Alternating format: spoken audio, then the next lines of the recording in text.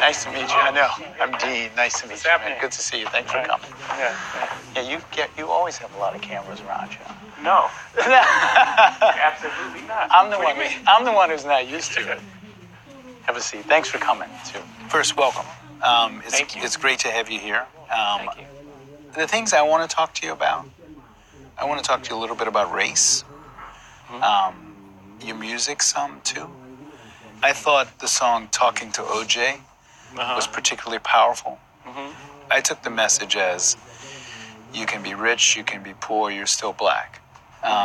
Who were you speaking to? Who did you want to listen to that and be moved by it? It's a nuanced song, you know. It's like I'm specifically speaking to us and about who we are and how do you maintain the sense of self while pushing it forward and holding us to have a responsibility for our actions.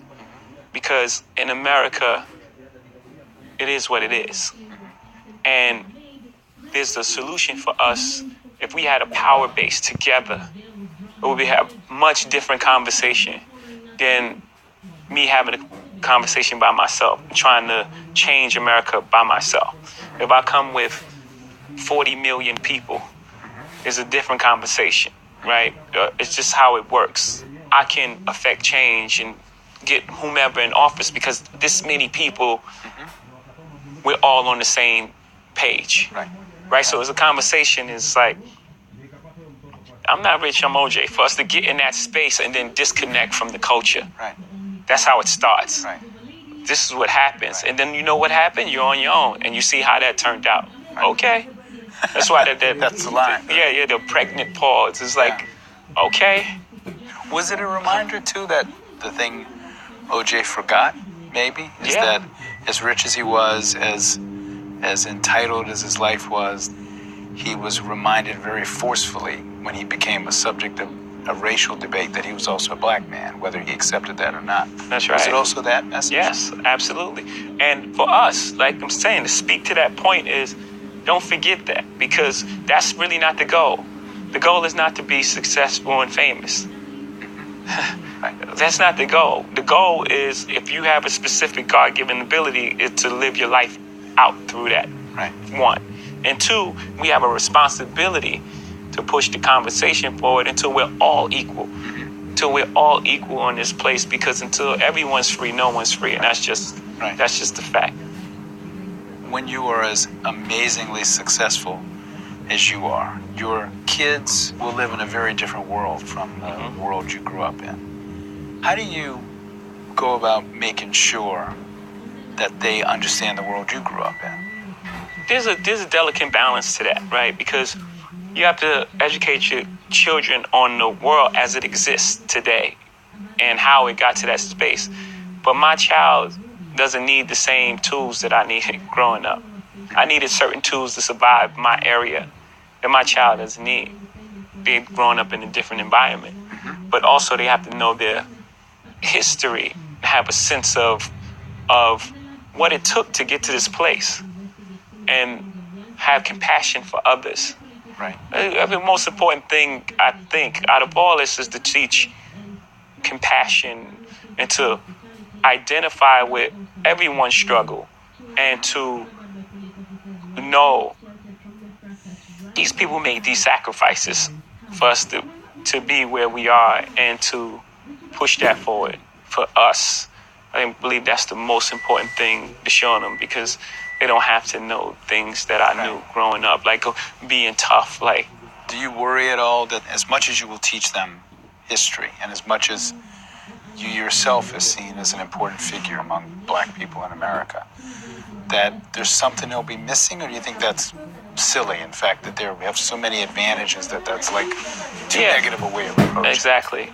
Like they'll be who they are, right? And it's just certain tools that you would hope for your child to have.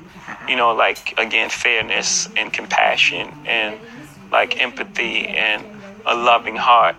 And those things translate in any environment. Those are the main base things that you want. Well, for me, I would want my child to have, to treat people as they are, no matter who they are, no matter where they sit in the world. Not to like be super nice to someone at a high position or mean to someone who they deem to be below them. I can't buy you love. I can't show it to you. I can show you affection and I can, I can express love, but I can't put it in your hand. Right. I can't put compassion in your hand. I can't show you that. Right. So the most beautiful things are things that are invisible. That's where the important things lie. For me, as a black man of a certain age, when I was a kid, O.J. Simpson was God. I'm 61, so I was a little kid when he was. Do you expect black people and white people and young people and old people to hear different things in your music? I'm sure I heard some things in that song that you may not even have thought of because I'm a different generation. What do you want a young white kid to hear in that song that maybe a young black kid would not hear? That's a great question. I think when you make music, you want people to hear it and hear different things, and then you want it to start a dialogue, because that's how we get to understanding. Excuse me. Oh, you felt that way about it. This is actually what I meant because this happened and these things happened that led to me saying this specific thing. How did you react when that one line in that song where you referred to Jews and wealth? Some people got upset. Yeah. How did you feel about that? I felt it was really hypocritical. Only because, it's obvious the song is like, you want to be rich, do what people who got rich done. Of course, it's a general statement, right? It's obviously a general statement. Like the video attached to it was a general statement. And if you didn't have a problem with the general statement I made about black people and people eating watermelon and things like that, if that was fine and that line about wealth bothered you, then that's very hypocritical. And that's something within yourself. Because basically I was saying, Michael Jordan, LeBron James is a great basketball player. He trains in the off season. If you want to be great, train in the off season like him. That's basically the statement. And you can't miss the context of the song. You have to be like 5 years old or something. Some people think that the election of Donald Trump has revived the debate of race in America. Yeah. Some people think that, in fact, there's always been racism in America, that it hasn't changed, and that the debate isn't any different, it's just people are paying attention to it. Yeah, there was a great Kanye West line in one of the songs. He said, racism's still alive, they just be concealing it.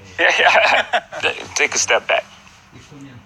I think when Donald Sterling got kicked out of the NBA, I thought it was a misstep. Because when you kick someone out, of course he's done wrong, right? But you also send everyone else back in hiding. People talk like that. They talk like that. Let's deal with that. And I wouldn't just leave him alone. I don't have that solution. There should have been some sort of penalties. He could have lost some draft picks. But getting rid of him just made everyone else go back into hiding. And then now we can't have the dialogue. The great thing about Donald Trump being president is now we're forced to have the dialogue. And now we're having the conversation on a large scale. He's provided the platform for us to have the conversation. And you think that's better? That we should be having a conversation? Absolutely. That's why this is happening. Do you think the debate over race in America is happening in a healthy way? Well, an ideal way is to have a president that says, I'm open to the dialogue and fixing this. That's ideal, but it's still happening in a good way, because you can't have a solution until you start dealing with the problem. What you reveal, you heal. Right? If I have a tumor and I ignore it, doesn't mean it goes away.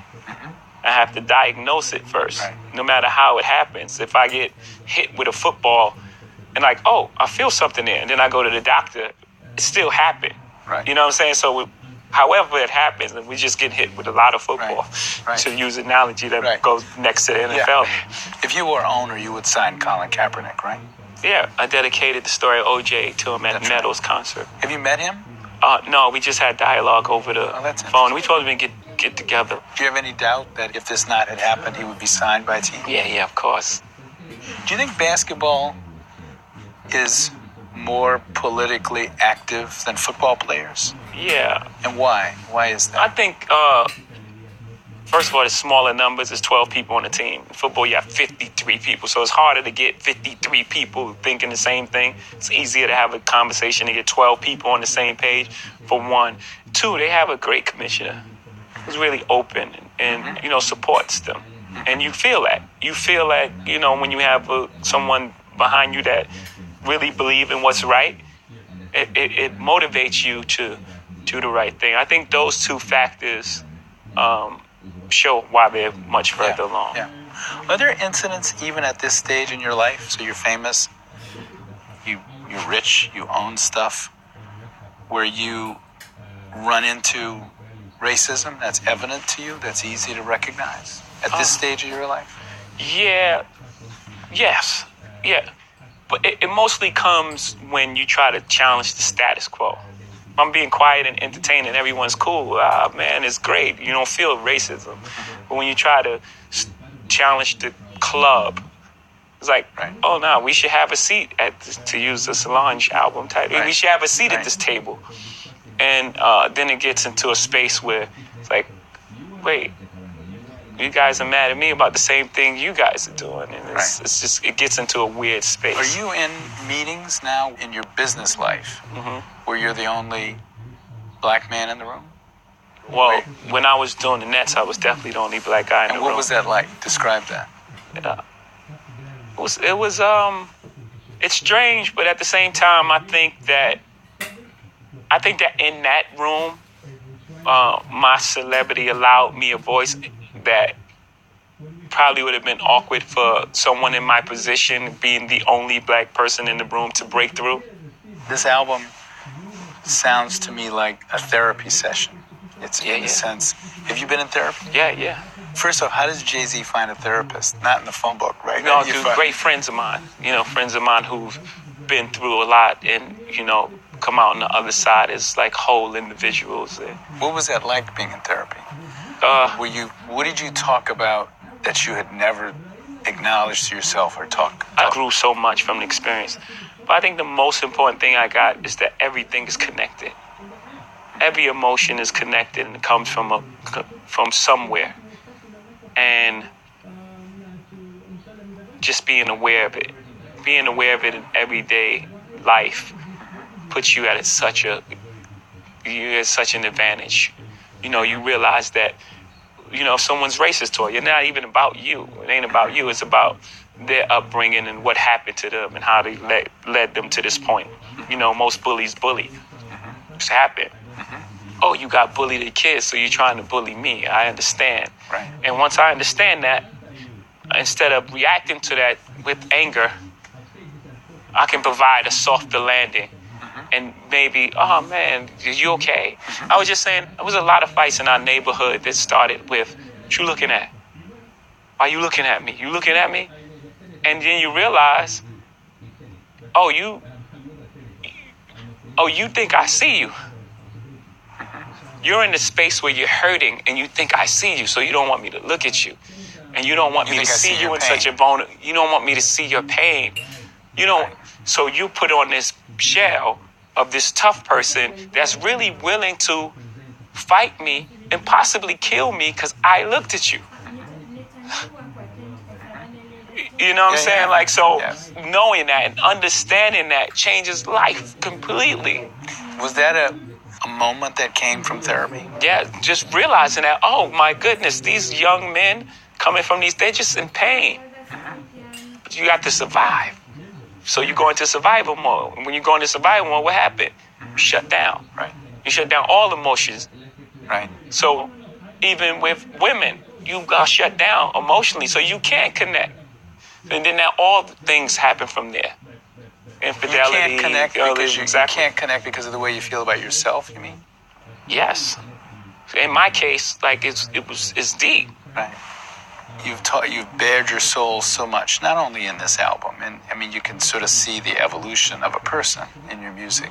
Part of me would think, oh my God, I got to talk about my marriage. I got to talk about my mother. I got to talk about my other ancestors. Part of me would think that would make me nuts. Does it make you nuts, or do you feel like the heart of your art and storytelling is to tell the story of your life? That's who I am. And I've done it from the beginning of my career. Two things, you know. One, no one knew the characters, so it wasn't as impactful, you know.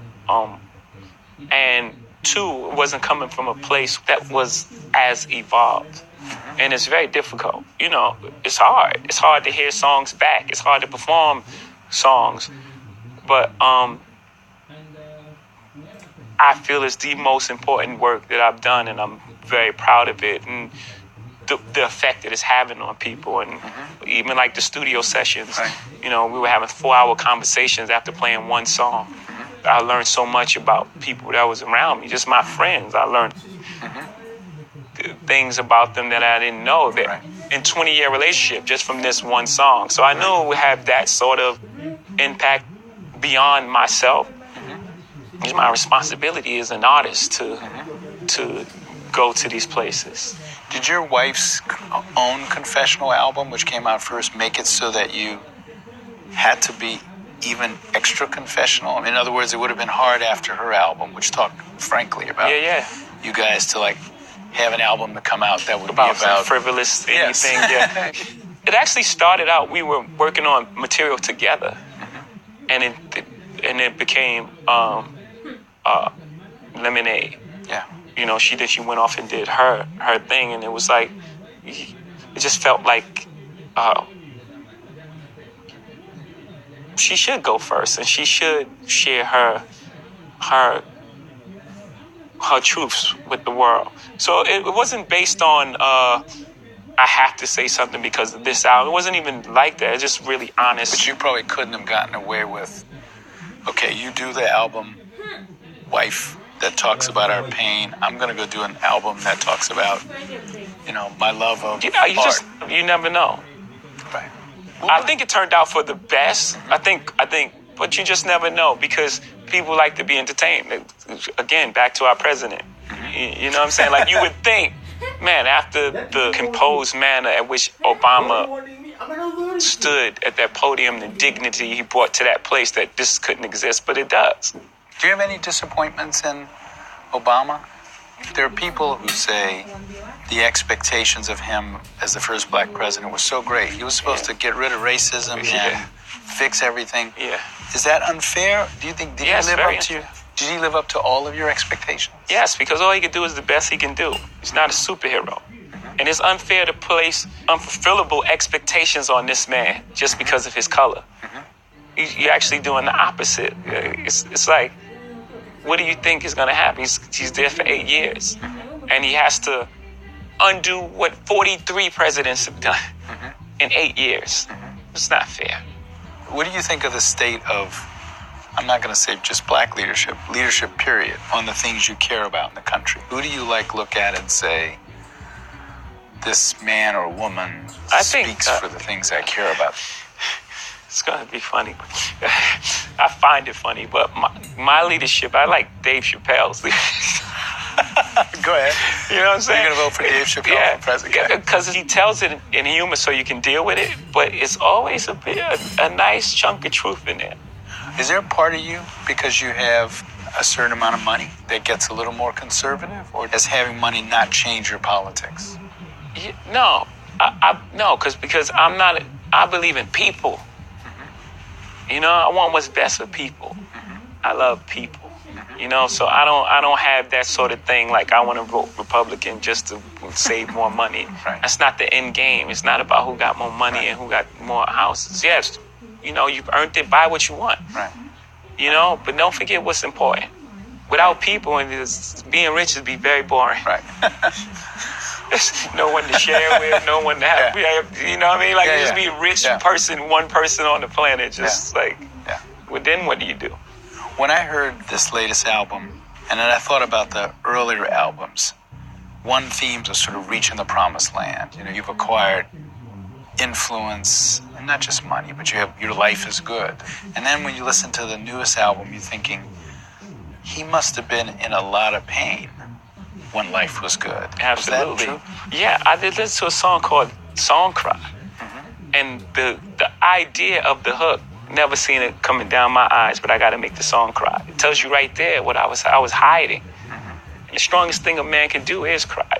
To expose your feelings, to be vulnerable in front of the world. That's real strength. You know, you feel like you got to be this guarded person. That's not real. It's fake. Does that mean you were unhappy during that period and didn't have a handle on it, or what? Well, you compartmentalize, right? So you can be inside your body and be happy, but at the core of it, something else is going on. Right.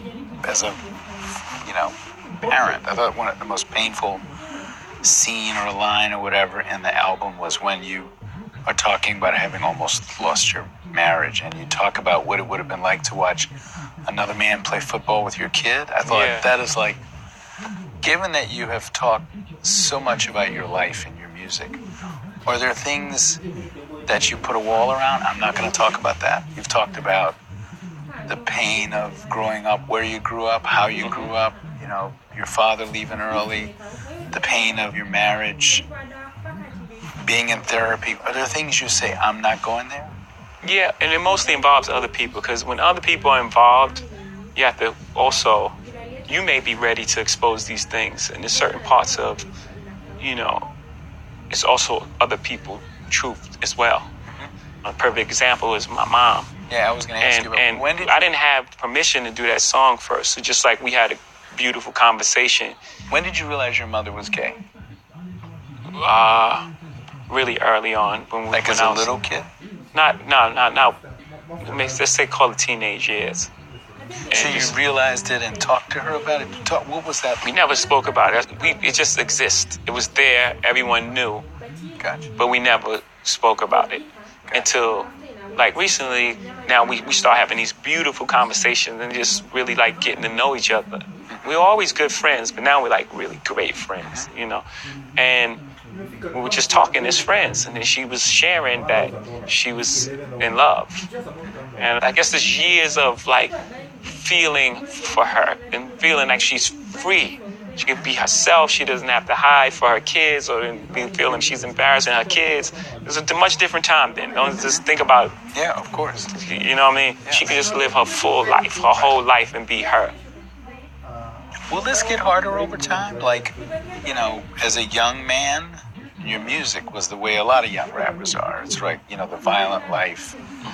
If that's chapter 1 of the autobiography, chapter 2 of the autobiography, I'm oversimplifying this. It's like, now I'm really rich, I have a lot of stuff. Let me tell you how cool that is. And then chapter 3 of the autobiography is, oh my God, I'm like run myself into the ground. What's chapter 3 is, oh my goodness, the most beautiful things are not these objects. The most beautiful things are inside. The most beautiful things are the friendships I have. I have really like golden friendships that, most people don't have. You can have all the watches and paintings in the world. You don't have friends like I have. The friendships I've acquired and the compassion and the person I've become. Like that's what this chapter is. And the conversations with my mom. Those are the real enriching experiences. Will you have the same adventures in your life? Will you have the same stuff to write about? Or maybe you don't know. I think that rap in particular is a young man's sport, that I'll move out of that white hot space. But rap is about the gift of discovery. To be the cool person in school, you have to know the newest music, the newest dance move, have the newest clothing on. So rap is based on that. What's new? I know you know Jay-Z is good, but do you know this song right here that only 4 people heard it? Right. You know what I'm saying? And then they bring that person into the masses of pop culture, and then you have a window before saying that you are the one is no longer cool. And then you have to move past that, and you have to find a way to exist. The white hot space is when it's fresh and new, and it's like, this is the hottest song ever. Right. I mean, I pushed the window like I stretched that. I stood in that window a really long time. Are you still in there? But still, no. I don't think people are looking to me as like the thing. Is that hard to deal with, or did you feel like I'm okay with that because I've moved on? No. You don't want to be? Because at the end of the day, we're going to find out it's not about the white hot space, but it's about finding the truth. that white hot space people think is the biggest thing, but it's really small. It's almost like a trend. Will you rather be a trend or you rather be Ralph Lauren? Right. You know what I mean? Like, Right. you rather be a trend or you rather be forever. I'm the person that looked at the Mona Lisa and be like, man, that's going to be cool in 40 years. Right. Right? I play forever. Right. I play forever. And so my whole thing is to identify with the truth, not to be the youngest, hottest, new trendy thing. One of the things you rap about also is the pain you caused the people you sold drugs to. Have you ever had conversations with people like that you caused pain to as a young man and talked about it? No, I haven't. No. What would you say to them? Or is that impossible to do at this point? Oh, nothing's impossible, right? So no, I don't think it's impossible. I guess that conversation would definitely take ownership for my part in the part I played in occupying that space. Because knowing what I know now, you can't sacrifice others for your life. There's a karmic debt that has to be paid. Had I had the level of consciousness then that I have now, things would have turned out differently. And just knowing that, I definitely want everyone to know that. Do black artists have a different obligation than white artists? Do you feel you have a different kind of obligation to the people who listen to you than if you were a white musician? Yeah, because I have an obligation, going back to the story of OJ, is to further the conversation of an entire race of people. Not me, all of us. But specifically me, since you're asking the question, is to open up dialogue. It's okay to think. It's okay to be smart. There's a time when people was like, you talking white. It's like, what does that even mean? And I know words. Intelligence is not a tribute to color. And I'm sure you've heard it growing up many times. You're speaking white. Like, what? Yeah. Speaking like I know words. And it's okay. It's fine. So I have an obligation to further the conversation in all ways. Our stature in America, our emotional maturity, and so on and so forth. It's humbling at the same time. It's like, it's what you've been charged with in life. Right. And I believe since the beginning of time, the poets have been charged with that. Like, it was the poets that's explaining the emotions and making these songs that people are like, oh, that's what I feel. Right. Are there black artists, and I won't ask you to name them unless you want to, who you think don't live up to that obligation to start a conversation about race?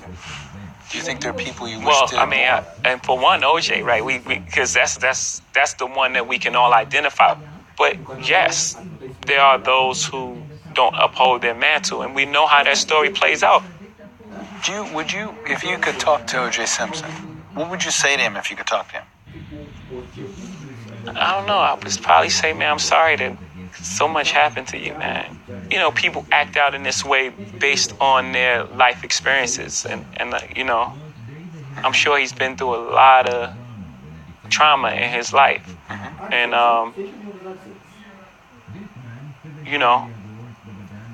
I think that'll start the conversation. Like, did you watch the documentary about him? I watched everyone. So. You did? Yeah, no, I did too. Yeah, it's like 8 of them on at the same time. You could read the story of OJ two ways. You could say somebody should have reminded OJ he was black. I could read that as a negative message or a positive message. The positive message being you're black and you should be more proud of it. The negative message is, who are you kidding? You can't escape this by joining a private country club and playing golf. Right. Which message feels the right? They're both dual messages at the same time. It's like, be proud of who you are and realize that we're gonna get further together. Right. Don't check out. You can't just turn your back on the place you come from. You come from a community. Your job is to uplift it now. Or we know how it turns out. Right. Once you stop being Tiger Woods and you going on... What would you say to Tiger Woods? Do you know Tiger Woods? No, I'm not. How would you classify Tiger Woods in that discussion? Same sort of thing. That's what I'm saying. Like, when Tiger was afforded the privilege of, he playing golf you were protected. But the minute that you're not providing for the thing, it's like now your license is on TV and it's like you're black. So now I've got to ask my one gossipy question. Talk about Kanye West and your relationship with him, which you alluded to a little bit in the album. When's the last time you talked to him? I hate Kanye the other day, just tell him, like, he's my brother. I love Kanye. I do. It's a complicated relationship with us. Why is it complicated? Yeah, because, Kanye came into this business on my label. So I've always been like his big brother. And we're both entertainers. So always been like a little underlying competition there with your big brother there. And we both love and respect each other's art too. So it's like everyone wants to be the greatest in the world. You know what I'm saying? And then there's like a lot of other factors that play in it. But we're gonna always be good. Even if we don't. There's tension now, right? Is there tension still? Yeah. But that happens. In a long relationship, hopefully when we're 89, we look at this 6 months or whatever time and we laugh at that. You know what I'm saying? There's going to be complications in the relationship that we have to get through. And the only way to get through that is we sit down and have a dialogue and say, these are the things that I'm uncomfortable with. These are the things that are unacceptable to me. This is what I feel. I'm sure he feels that I've done things to him as well. You know what I'm saying? I'm not a perfect human being by no stretch, Is he as evolved as you? You sound like He's highly evolved. I think he started out in a more compassionate position than me. You know what I'm saying? I don't know if he's had the level of... I had to survive by my instincts. I'm here because I grew up a different way. And I got out of that. Right. My first album came out when I was 26, so I was already a different artist. Right. A lot of people, album come out, they're 17, 18. So their subject matter is that of a 17 or 18-year-old. Unless you're Nas and you well-read and I think his mom was a teacher or something. He was way more advanced for the album that he wrote. So I just grew up a different way. But she's a very compassionate person. And a lot of times I get in trouble trying to help others, So I can identify with it. It's just that there's certain things that happen that it's not really acceptable to me. And we just need to speak about it. And it's just like, however the relationship evolves, but there's genuine love there. I'm trying to picture the scene when you and your wife both talked about making these very confessional, open albums. Was it difficult to say, I'm going to talk about the problems in our marriage. I'm going to talk about how we almost lost things. And for her to say, I'm going to talk about my pain and anger at you. What were those conversations like? Again, it didn't happen in that way. It happened, we were using our art almost like a therapy session. And we started making music together. And then the music she was making at that time was further along. So her album came out as opposed to the joint album that we were working on. We still have a lot of that music. And this is what it became. There was never a point where it was like, I'm making this album. I was there. Right. I was right there the entire time. And what was her reaction to your work and what was your reaction to hers? It must have caused pain for each of you, right? Of course. And both very, very uncomfortable, but sitting in the best place in the, hurricane is in the middle of it. Yeah. We were sitting in the eye of that hurricane. Maybe not use hurricane because so many people are being affected right now, but the best place is right in the middle of the pain. Right. And that's where we were sitting, and it was uncomfortable. And we had a lot of conversations, and really proud of the music she made, and she was really proud of the art I released. And, at the end of the day, we really have a healthy respect for one another's craft. I think she's amazing. Right. Most people walk away and divorce rate is 50% or something because most people can't see themselves. The hardest thing is seeing pain on someone's face that you caused and then have to deal with yourself. Yeah. So most people don't want to do that. Yeah. You don't want to look inside yourself. And so you walk away.